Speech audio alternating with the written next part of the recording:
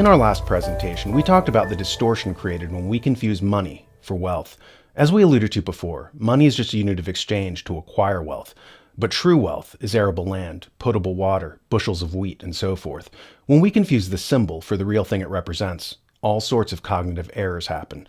John Locke, in his book, Two Treatises of Civil Government, has some interesting insights.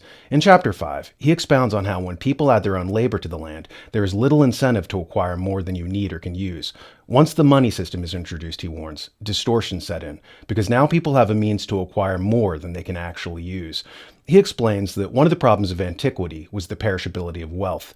Fish rot, wheat spoils, and so forth. They needed a store of wealth that would last permanently, so they sought after an enduring commodity. After a number of commodities, most nations eventually settled on gold.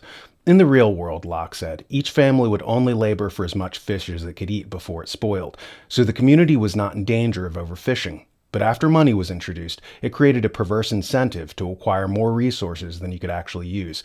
This got even worse after the Industrial Revolution, when new factories could produce far more surpluses than people could actually consume. In The Upcycle, by William McDonough and Michael Braungart, they write, when the Industrial Revolution manifested itself, people wanted simply to keep supply as high as demand. And as they did so, thinking grew frantic. Designers and manufacturers grasped for the next best short-term idea that came along, not necessarily informed by long-term considerations.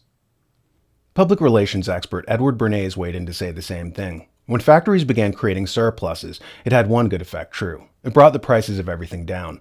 With abundance, costs drop. So for the first time, ordinary people could afford what used to be luxuries in the past.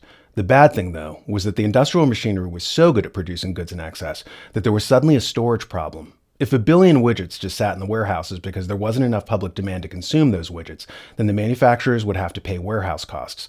The answer was to create a public appetite for excess consumption. Bernays said that one of the techniques to get people to throw away perfectly good things in order to get them to buy new things was to create the concept of fashion. Tell them that something was out of fashion and that they needed the new thing, and they'll dutifully go out and buy the latest novelties. So instead of a single person consuming according to his needs, he was primed to buy things as if he had 12 feet, 3 stomachs, 8 hands, etc.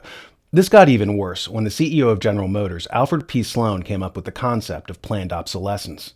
This was the concept of purposely designing things to break down after a certain period to get people to buy more of the thing. So, for instance, if your computer breaks down, you end up over time buying 3 instead of simply having 1. People became consumption machines, and this answered to the needs of capitalism. The problem was the resource expenditure of the model. It was incredibly wasteful. We were no longer consuming according to our needs, but being encouraged to consume according to our wants. And desire, as the ancient Stoic philosophers warned us, was endless. Cicero, thousands of years ago, in On Moral Ends, denounced Epicureanism's claim that pleasure was the ultimate end of all acts, citing the Sybarites who would gorge themselves at banquets and then induce vomiting so as not to gain weight. Eating for pleasure, and not for the nutrition of the body, was not an act that could be said to be eating well, asserts Cicero. He then quotes a poem by Laelius, who writes, O Publius Galonius, O raging abyss, you are a miserable man. You have never eaten well in your life, though you spend everything on your prawns and on your gargantuan sturgeon. Cicero comments, the person talking here places no value on pleasure. He does not think that someone who makes pleasure the focus of his life can ever dine well. He does not deny that Galonius ate with gusto, for this would be false. He denied that he ate well. In this way, he sharply and clearly separates the concept of pleasure and the good. We may conclude from this that everyone who dines well dines enjoyably, but those who dine enjoyably do not always dine well. Laelius always dined well. And what is well supposed to mean? Lucilius would answer, cooked and flavored. But if I then offer up the main course with good conversation, and what is the end result? If you ask to dine with pleasure, with a tranquil soul he came to satisfy the normal desires of nature.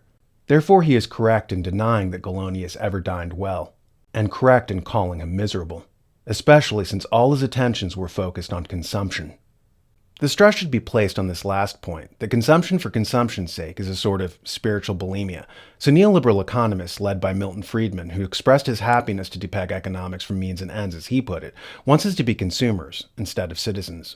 People of this school of thought want us to consume for consumption's sake, which is a sort of economic bulimia, whereas many in the sustainability movement, such as Kate Raworth and Donella Meadows, would rather us consume only insofar as it conduces to our health, nutrition, and well-being. Of course, late-stage capitalism's call for us to overconsume has long been a complaint of the system, with even John D. Rockefeller himself admitting that capitalism was inherently wasteful. He famously said, "Competition is a sin." He was a monopolist, of course, and he didn't like having competitors, so his motives in saying this are obviously suspect. But in a certain sense, he's right. If you have 100 companies vying to sell cereal to a finite audience, there will be 2 or 3 winners, and the rest of the cereal will be unsold. It rots away.